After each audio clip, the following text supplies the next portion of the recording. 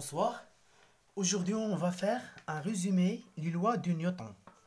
Donc, la première partie, c'est le repérage d'un point M dans un repère d'espace. Donc, soit M fait un mouvement dans un repère, soit de 3 dimensions, ou bien de 2 dimensions, ou bien une dimension. Donc, si fait un mouvement dans un repère de 3 dimensions, on fait la projection du point M sur les 3 axes comme ceci. Donc, si dans ce point, c'est les coordonnées à l'axe X, et là, dans l'axe Y, et dans ce point, c'est les coordonnées du point M sur l'axe OZ. C'est la même chose pour un repère de dimension, donc les coordonnées de chaque axe. Donc, maintenant, on passe au vecteur de position. C'est comment un vecteur de position? Par exemple, pour un point M fait un mouvement suivant les 3 axes, donc OM égale quoi? C'est X fois I plus Y fois G plus Z fois K. Et pour un point M fait un mouvement dans un repère de 2 dimensions, donc OM égale quoi? X fois le vecteur unitaire I plus Y fois le vecteur unitaire J plus, ou bien pour un point M qui fait un mouvement sur l'axe OX, donc OM égale X fois I. Maintenant, on va faire le module du vecteur de position. Donc, le module,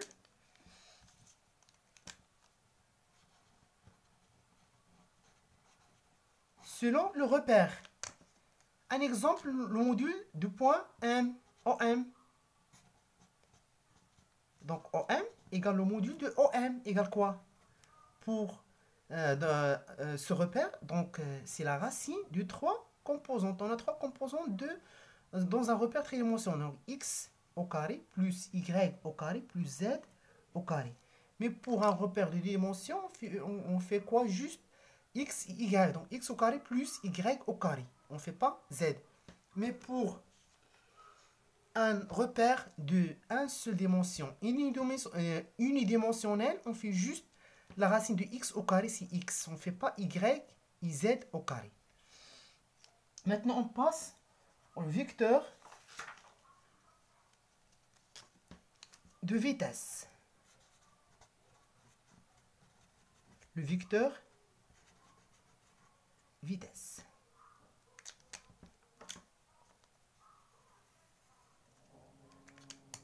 Donc, toujours le vecteur de vitesse, c'est VOM. C'est quoi VOM? Donc, c'est V du point M, c'est la vitesse du point M, c'est la dérivée de vitesse de position de l'avant, de tout ce qu'on a fait en avant. Donc, V de M, les composants de V de M sont V de X, V de Y, V de Z. V de X égale quoi? C'est la dérivée de position V de X, c'est la dérivée de X sur dt, c'est X point. V de Y, c'est la dérivée de Y sur dt égale Y 2 points. V de Z égale la dérivée de composante Z sur dt, pardon, c'est juste un seul point. Z point. Donc, le module, donc toujours, on a fini par le vecteur de vitesse.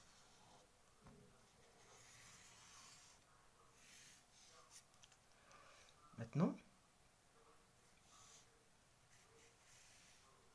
on va faire son module. Donc, le module, donc c'est V égale quoi? De M. C'est le module de V de M. Égale quoi? Égale, c'est la racine de 3 composantes. V de X au carré plus V de Y au carré plus V de Z au carré. On sait que V de X c'est X point. Donc on peut faire x point au carré plus y point au carré plus z point au carré, car v de y égale y point, v de z égale z point, finalement. Maintenant, on passe au vecteur d'accélération. Donc, le vecteur accélération. Le vecteur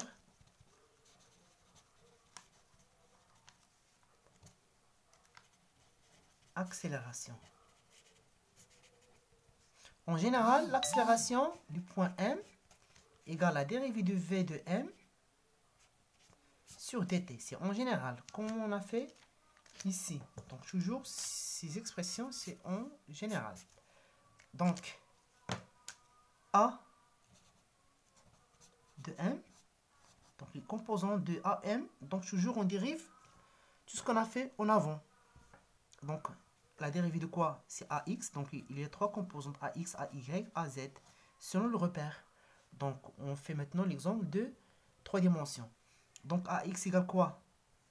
C'est la dérivée de l'avant, la dérivée de V de X sur dt. Pour AY, la dérivée de l'avant, donc V de Y, on conserve les indices. Y correspond toujours Y. On ne peut pas faire AX égale d de V de Y. C'est impossible. Donc, d de V de Z. Respectant la règle générale. Donc, c'est quoi d de V de X? C'est V du X point. d de V de Y, c'est VY point. d de V de Z sur dt, c'est VZ point. Donc, Vx, c'est X point avec un point, donc devient 2 points. C'est la même chose pour V de Y égale quoi? Y point. Donc, VY point égale Y 2 points. C'est la même chose pour Z 2 points. Donc, le module. Donc, le module, son module d'accélération. Donc, A de G égale C, V de X au carré plus, pardon, AX au carré plus AY, tous les composants existants dans notre expression. Égale AX, c'est quoi X? X de point au carré, ou bien on peut utiliser tous ces termes. Donc Y de point plus Z point au carré. Donc, c'est cette partie pour vecteur vitesse.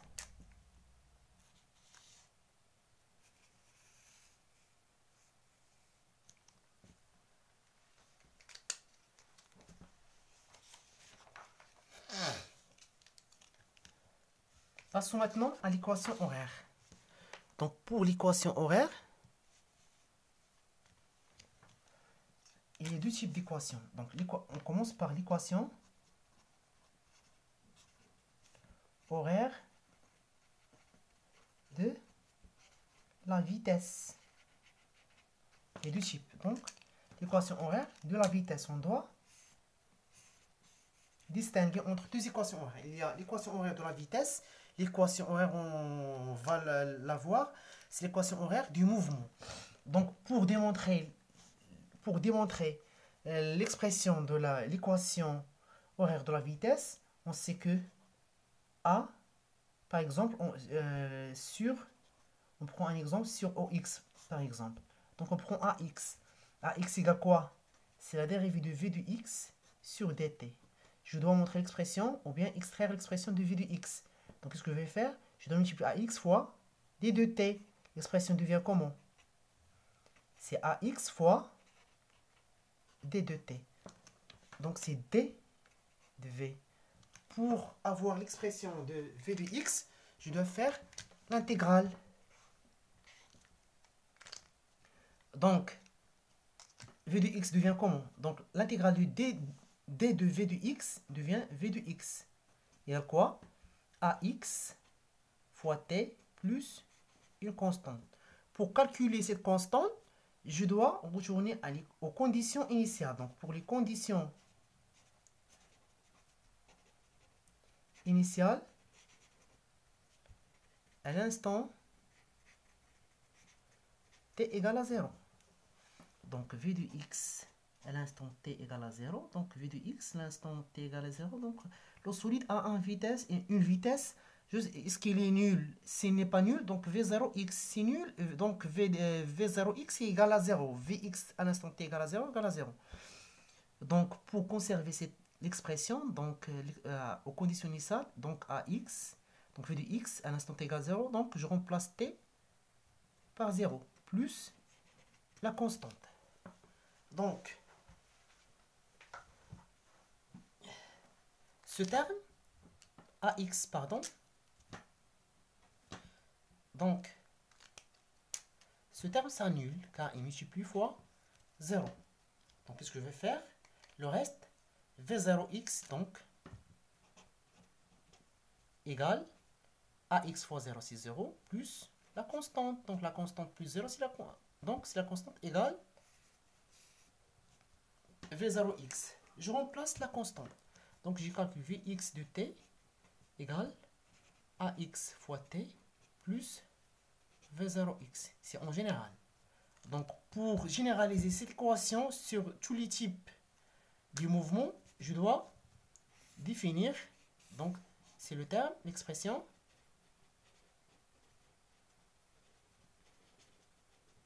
générale. Donc, il y a deux types de mouvements pour généraliser cette équation. Donc, soit mouvement uniforme, ou bien mouvement uniformément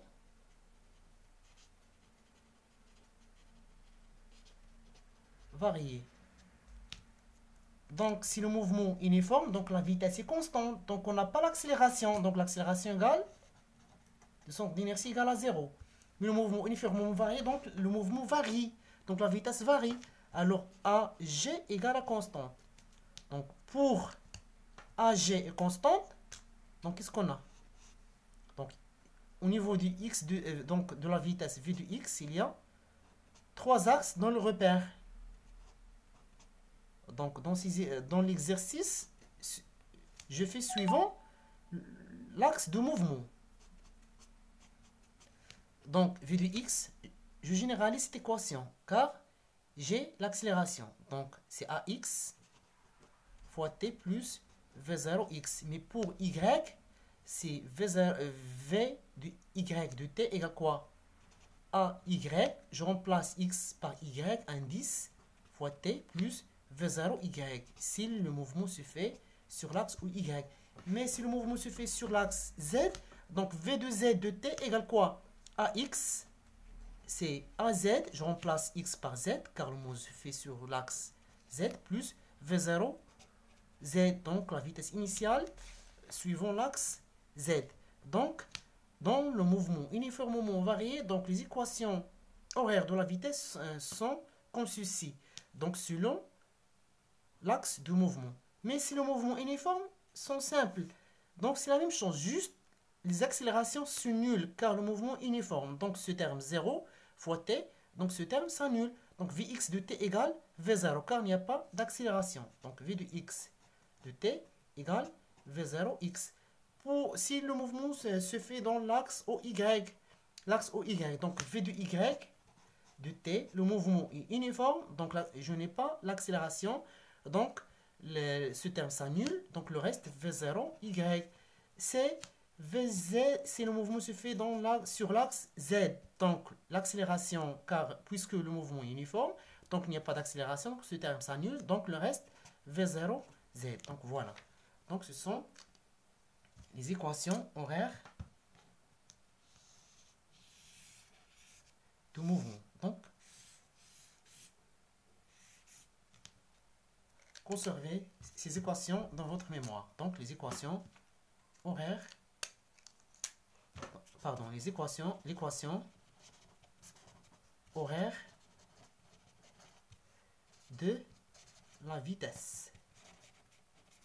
Si le mouvement est vraiment varié suivant l'axe, donc j'utilise l'un de ces équations. Si le mouvement varié, uniforme, donc j'utilise toujours la même vitesse initiale. Si le mouvement se fait sur x, donc v0x, si le mouvement se fait sur l'axe y, c'est v0y, v0z, c'est le mouvement se fait sur l'axe z.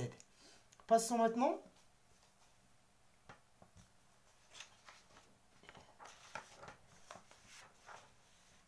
l'équation horaire du mouvement.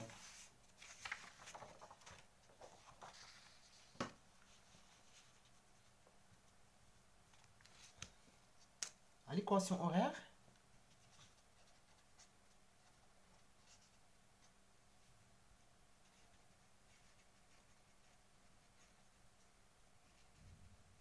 du mouvement. Donc, on a déjà fait dans la vitesse. Maintenant, l'équation horaire du mouvement. On va faire même exemple sur OX. Je fais l'exemple sur OX. Juste un exemple.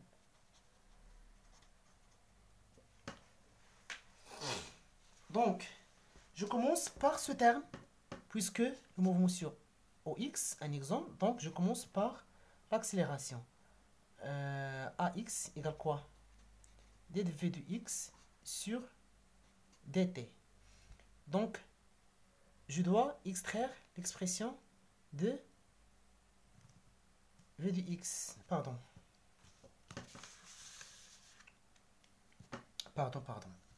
Je commence par l'expression de v de x égale dx sur dt. Je me suis trompé.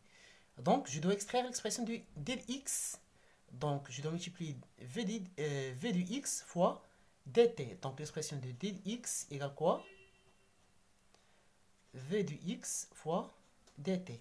Donc, pour avoir l'expression de x, donc je dois faire l'intégrale. Donc, l'équation devient comment? dx égale, je dois poser l'expression de v de x. C'est quoi l'expression de v de x? J'ai déjà calculé v de x. V de x égale quoi en général? V de x égale ax fois t plus v0. Donc, v de x égale ax fois t plus v0x fois dt. Donc, la dérivée de dx, l'intégrale de dx, c'est x de t égale quoi?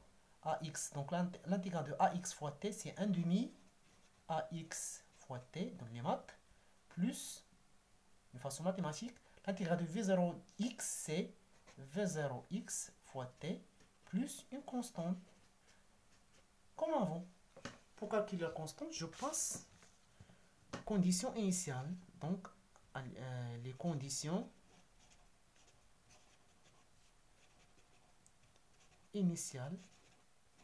Donc, à t égale à 0. Donc, x de t égale à 0. Donc, à l'instant t égale à 0. Donc, égale x0. Égale quoi? Je remplace le temps par 0. Car le temps est nul à l'état initial plus une constante. Donc, ce terme s'est multiplié fois 0. Donc, ce terme s'est multiplié fois 0. Donc, ça annule. Et ce terme aussi se multiplie fois 0. Donc, ça annule. Donc, le reste, x0 égale 0 plus constante. Donc, x0 égale constante. Finalement,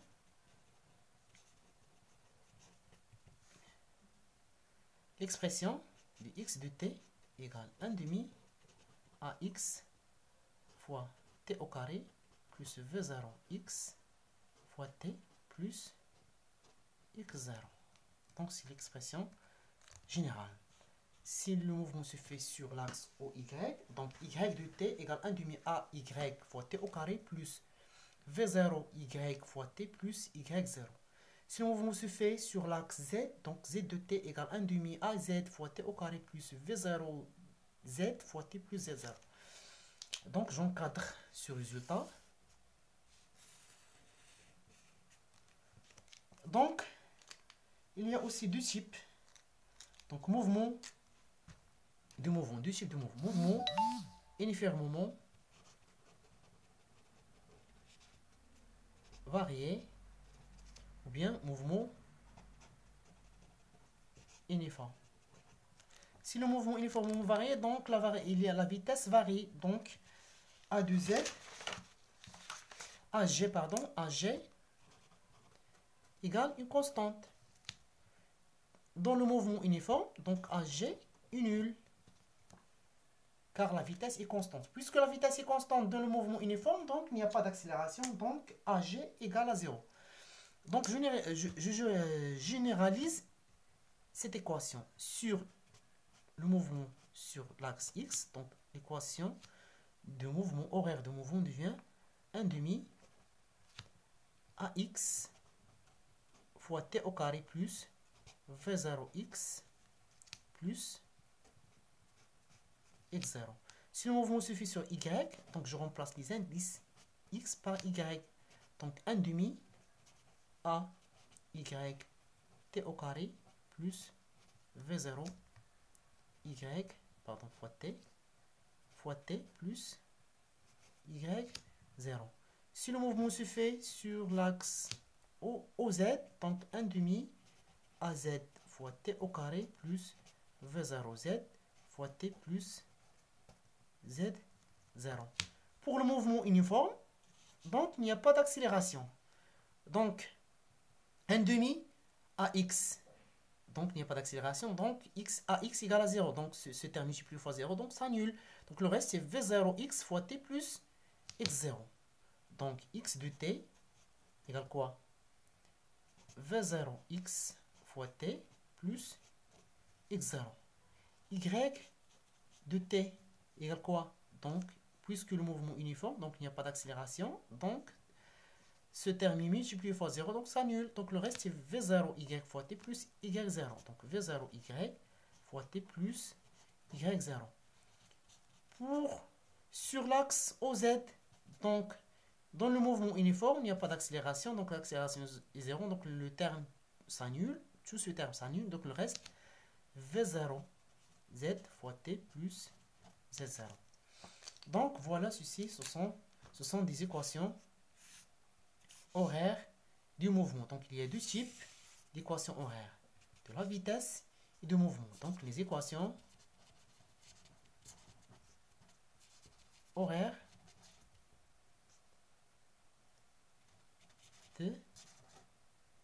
du mouvement. Pardon.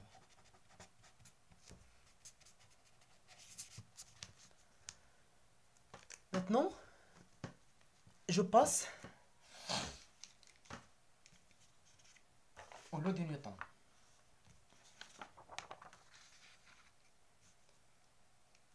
Les lois de Newton. Les lois de Newton. Pour la première loi de Newton, donc, on s'intéresse dans ce résumé, juste pour la première loi et la deuxième loi de Newton. Donc, la première loi de Newton. Pour la troisième loi de la gravitation universelle, on le laisse jusqu'à la leçon du satellite artificiel. Donc, dans un repère référentiel. Donc, cette loi concerne juste les mouvements qui sont rectilignes uniformes ou bien qui sont immobiles. Donc, s'intéresse au énoncer deux principes d'inertie. Donc, dans la loi de Newton, donc dans un référentiel galiléen. Dans un référentiel galiléen, on s'intéresse. Donc, qu'est-ce qu'on a? Donc, c'est un système est en équilibre, alors les forces extérieures, pardon, les vecteurs, forces extérieures exercées se compensent. pense donc ce système soit immobile ou bien au repos ou bien mouvement rectiligne uniforme. Donc, soit un système fait un mouvement au repos ou bien un rectiligne uniforme, donc la somme des forces, vecteur de force égale vecteur nul. Donc les forces se compensent. Donc un exemple, soit un plan, soit un solide sur un plan horizontal, on exerce une force F. Donc, soit, donc pour appliquer les lois de Newton, toujours on doit suivre les étapes suivantes. Donc, premièrement, on doit définir le système. Donc, le système étudié. Donc, le système étudié sur le solide S. Après, on doit faire le bilan des forces. Donc, le bilan des forces sur ce système, donc soit l'UP, IR posant que le mouvement se fait avec frottement. C'est bon? Donc, supposons que ce solide fait un mouvement rectiligne uniforme. Alors que, puisqu'il est rectiligne uniforme, donc je respecte la première loi de Newton dans un référentiel galiléen. C'est bon? Donc, P plus R plus F égale vecteur nul. Donc, toujours dans la première loi de Newton, donc la somme des vecteurs de force égale vecteur nul. Mais pour la deuxième loi de Newton,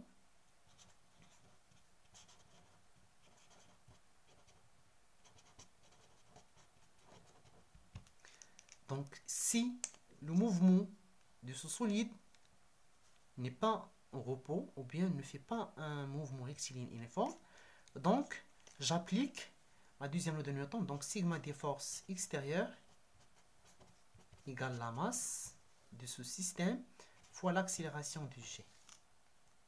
C'est bon?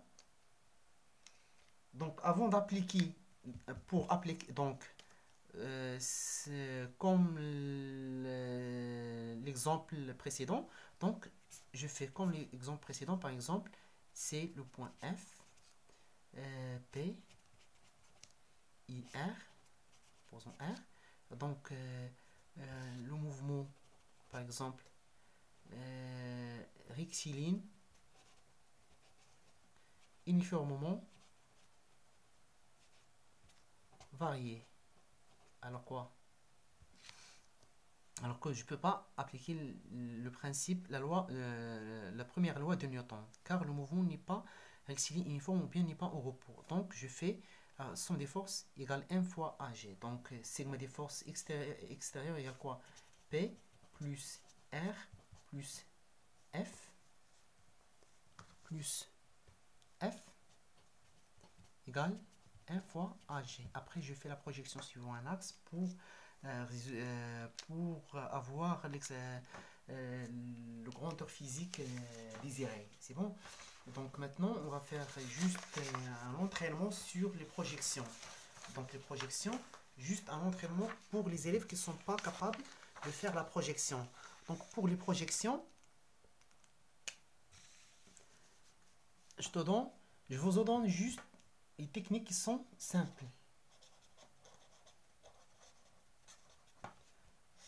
Pour avoir les projections, donc un exemple, je te donne plusieurs exemples pour bien comprendre. Donc soit un repère X, Y. Je vous donne une force F sur le collinéaire sur l'axe OX. C'est bon, donc la projection de F sur l'axe X est parallèle. Oui ou non?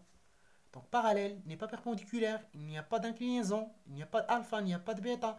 Donc il est collinéaire. Donc je fais juste cette force F. Si le sens est la même que celle du X, donc c'est positif. Si le sens est opposé ou bien contraire de celle du X, donc je fais le signe moins. Pour Y, je remarque que F est perpendiculaire à Y. Donc c'est nul. N'importe quelle force est perpendiculaire à n'importe quel axe est nul. Je vous donne un autre exemple, soit x, y, je vous donne f, là. C'est bon? Donc, la projection de f sur suivant x, f est perpendiculaire à x, donc 0. F de y est collinéaire ou bien parallèle à y. Donc, c'est f. Le sens sont les mêmes. Donc, je mets le signe plus. Donc, je n'écris pas le plus. Pour un autre exemple, y, x, c'est f.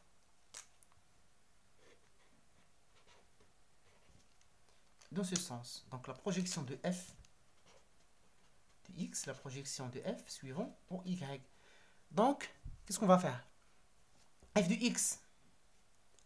F est parallèle au collinière à x. Donc, les sens sont opposés. Donc, et sont parallèles au collinière. Donc, je fais f. Mais puisque le sens de f est posé par rapport à x, donc je mets le signe moins. Mais f est perpendiculaire à y, donc je mets 0. Donc, je pense que ces exemples sont suffisants. Maintenant, je passe un angle à une force, un vecteur de force qui est incliné avec un angle alpha, par exemple. Donc, toujours pour faciliter le résoudre de problème, donc je fais quoi? Je dois fermer toujours ce triangle. Donc, pour fermer ce triangle qui contient alpha, donc la seule possibilité de faire, c'est faire la translation de y. Toujours, je fais la translation soit x ou bien y. L'un, selon la possibilité que j'ai dans le problème. Donc, j'utilise le rouge dans les translations. Donc, y, quand je fais la translation de y, donc, je remarque que y, il est adjacent. Pardon, x, il est adjacent et y, il est opposé.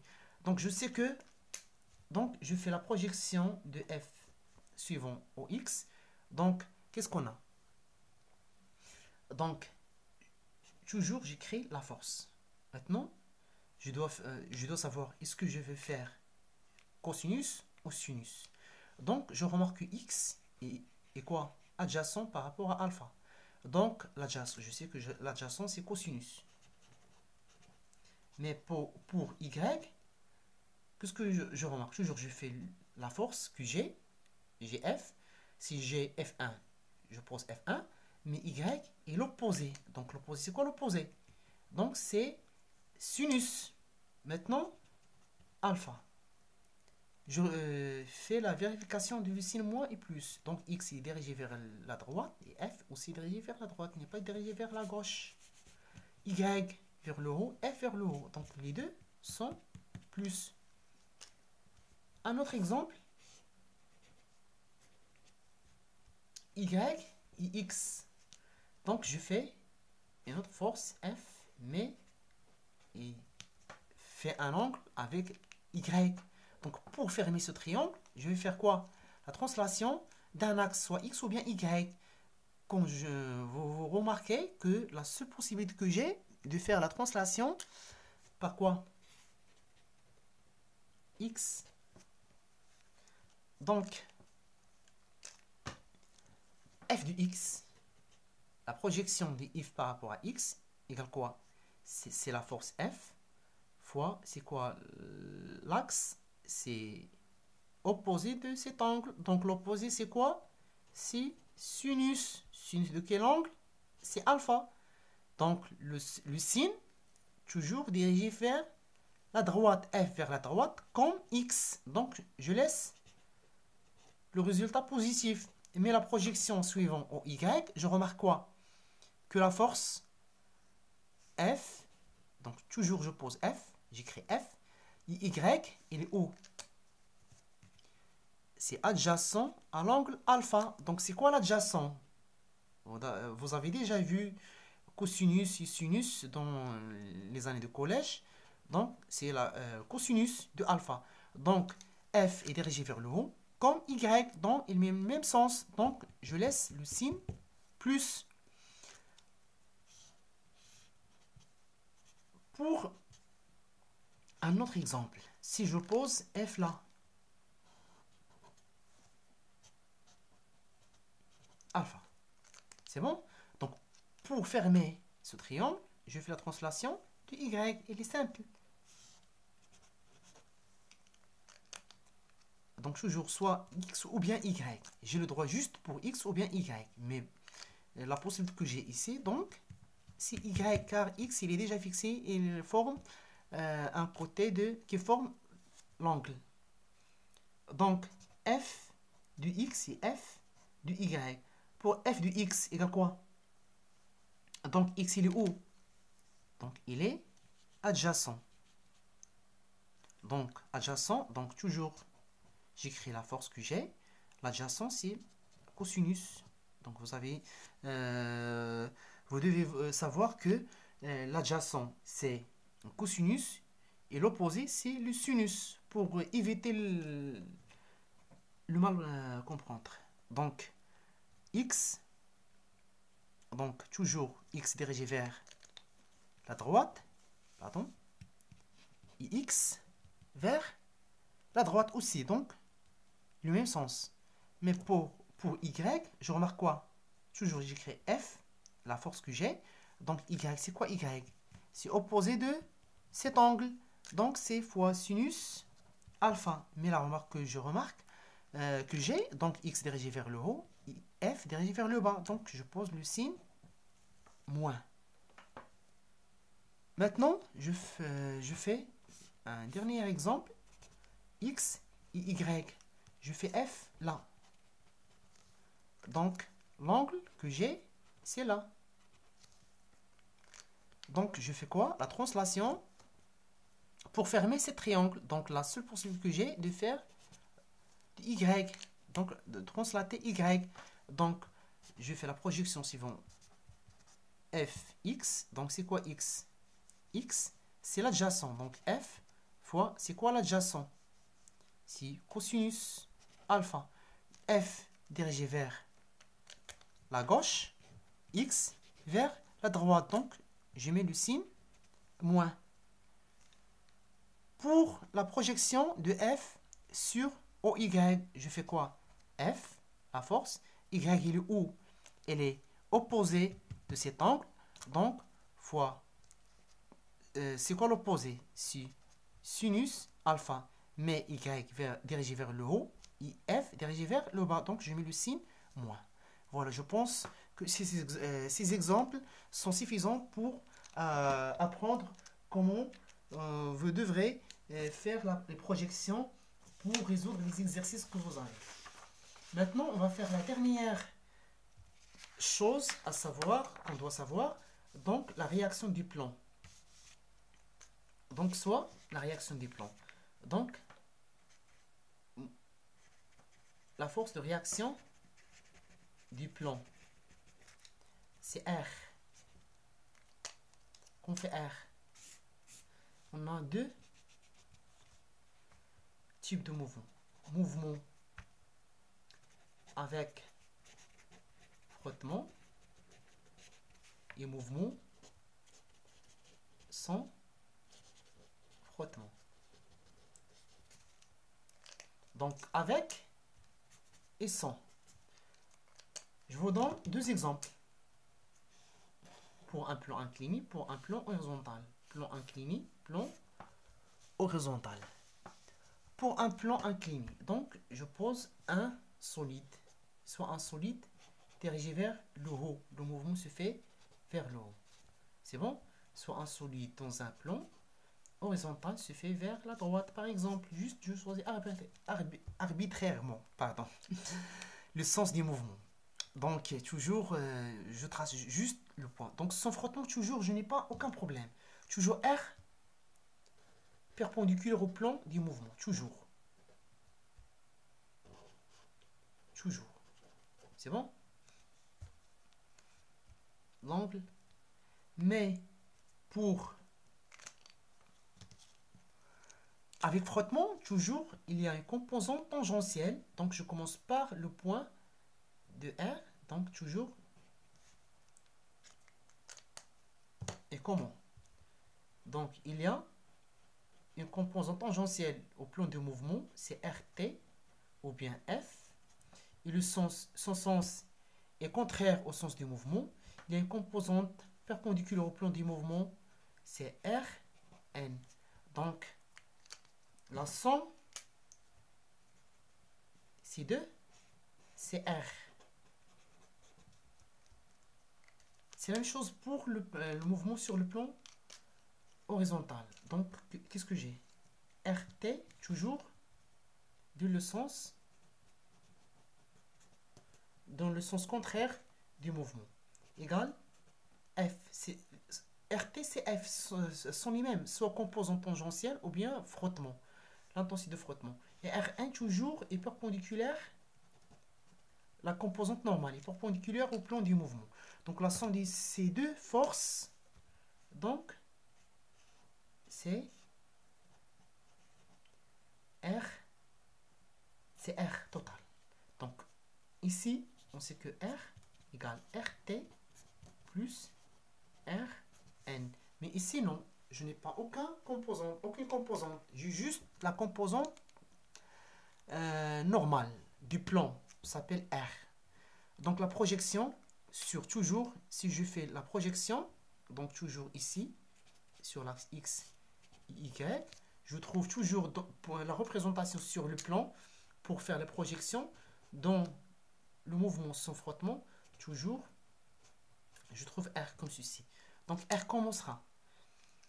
Donc, Rx est perpendiculaire à l'axe X, donc c'est 0. Mais Ry, la projection de R sur Ry, c'est collinéaire ou bien parallèle, c'est R. Le sens, c'est le même sens de Y, donc je conserve le signe plus. Mais pour le mouvement avec frottement, se fait comment? Qu'est-ce que j'ai? Donc, soit un repère X, Y. Toujours pour la représentation, je représente R contre le sens de X, car X toujours représente le sens du mouvement. Ou bien, qu'est-ce que je vais faire?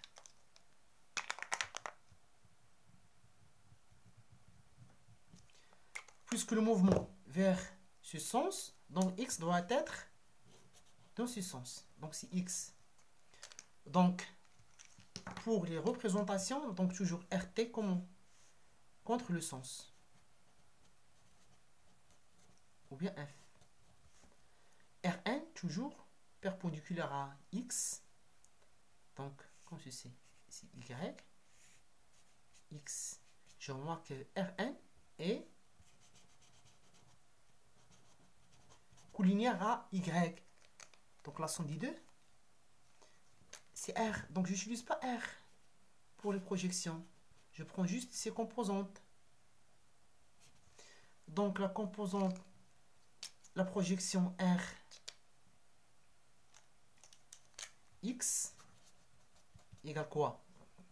Donc, Rx, donc, suivant X, donc, égale Rn. Rt égale quoi? C'est F. C'est moins F, car contre RT est quoi? Collinéaire avec l'axe des X, mais du sens opposé.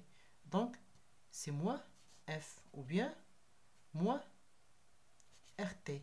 Je ne fais pas Rn, car Rn est perpendiculaire par rapport à X. Donc, il est nul. Mais la projection suivante RY égale quoi? RY, donc RT est perpendiculaire à Y, donc ça annule. Donc Rn, c'est collinéaire ou bien parallèle à Y, donc il n'y a pas d'inclinaison de alpha ou bêta, donc je fais Rn, je fais cette force, mais puisque ils ont le même sens de Y et Rn, donc je laisse le signe moins. Donc remarque que je veux donc pour les mouvements sans frottement, toujours pour les productions, ne change pas ces expressions. Donc, Rx toujours est nul, Ry toujours Ry égale à R. Mais pour nos mouvements avec frottement, Donc, Rx toujours égale moins F égale moins RT, ou bien Ry égale Rn. Toujours, ces résultats ne changent pas. Mohim, bon courage. Corona. Virus. Que Dieu vous protège.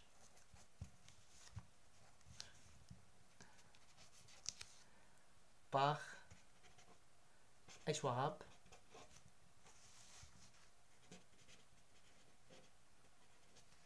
Ismail. Bon courage à tous.